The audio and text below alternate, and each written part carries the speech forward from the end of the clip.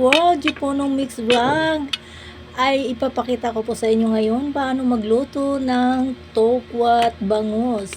Ito po ang aking finish sa luto, tokwat bangus, at promise masarap. Ipapakita ko po sa inyo. Una po ay hindi ko na lang po pinakita ang paghiwa ng tofu, pero alam naman natin, ayon lang sa gusto ninyong slice. Sa akin is square.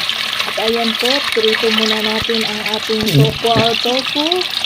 I-golden brown lamang po natin ang ating tofu para masarap siya. Itong tofu na to ay firm, hindi siya matigas, hindi rin malambot kasi may dalawang klase I think may dalawang klase po sa tofu, yung soft at saka yung firm. So dito po tayo sa firm. Ayan po, golden brown na po ang ating tofu. Golden brown lang po natin. At the same time, crunchy para masarap sa pagkain. So ayan na po. And then, pag naluto na siya, pag crunchy na siya, haunin na lang natin at ating iset aside. Ayan, crunchy na po. Haunin na po natin. At syempre, susunod natin sa pagprito ang ating bangus. At dito po, dahil alam naman natin gaano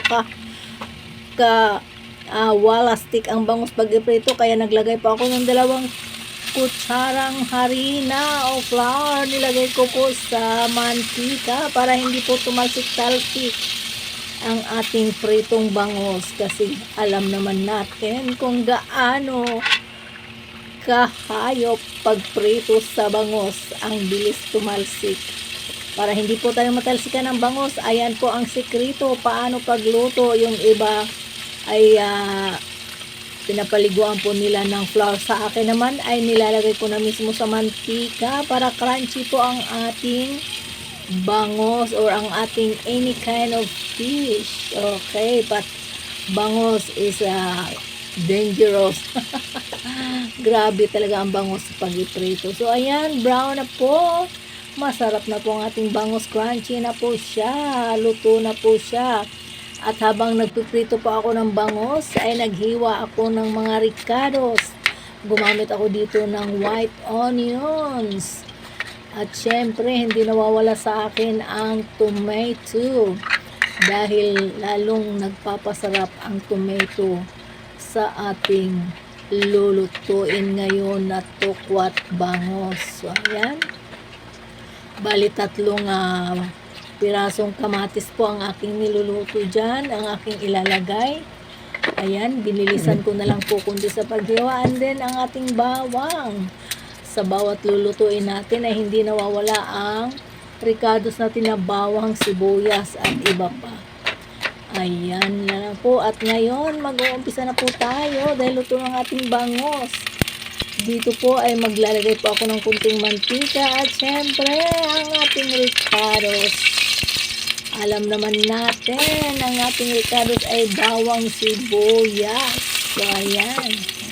Kunting halo-halo lang po natin ang ating bawang.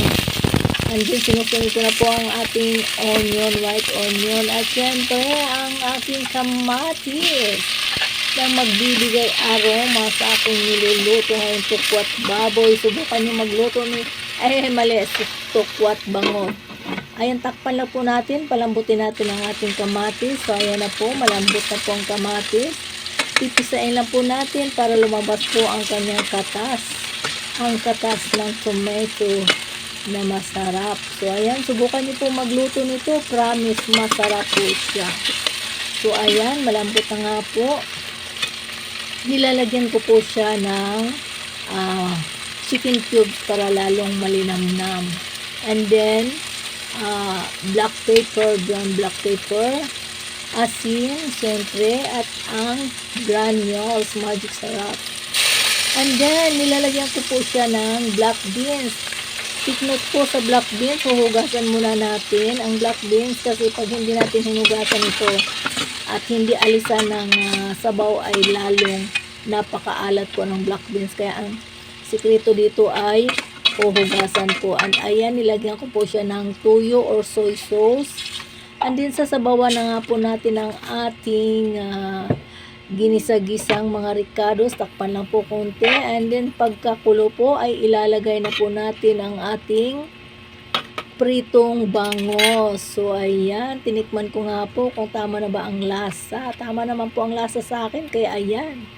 Ang mga ulo po ng bangos ay tinabi ko para isagpaw ko naman po sa lulutuin kong gulay. So ayan po ang bangos, sinunod ko na po ang prito nating tokwa or tofu. So ayan na nga po siya, tokwa at bangus po. Takpan natin konti, and then pag kumulo na, ayan, kulo-kulo na po siya. Diba, napakasarap na niya tingnan. Sa puntong ito, naglalagay po ako ng harina, ng flour, kunting flour para maglapot ang sabaw natin. So, ayan. Actually, luto na yan siya. Pakuluin na lang natin kunti. Ayan, kumulo-kulo na po. And then, takpan konti. Maglalagay po ako dito sa puntong ito. Dahil wala po akong asukal, nilalagyan ko po siya ng isang kutsarang condensed milk para pang-alkontra lasa po. Yan. Dahil wala po akong sugar, option ko na lang po yan. Depende na po sa. At ngayon, lalagyan po natin siya ng spring onion. Ayan, bulaklak sa ibabaw ng aking niluluto. Ayan na po, luto na po ang aking tukwat bangos. Ayan, charang, luto na. Ayan, promise napakasarap po niya. Subukan nyo pong magluto dyan sa bahay ninyo para maiba naman ang panglasa ng ating pamilya. Gawin nating tukwat bangos at yan po ang baon ko ngayon. Ayan, napakasarap. Shout out sa Team Tilapias. Shout out to my bestie Leonora, to my followers, my viewers, my members.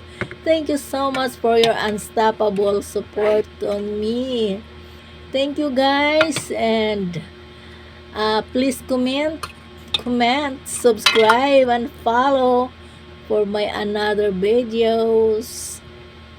Love, love, love. Thank you for watching. Thank you for viewing. G Ponong Mix Vlogs. Bye-bye.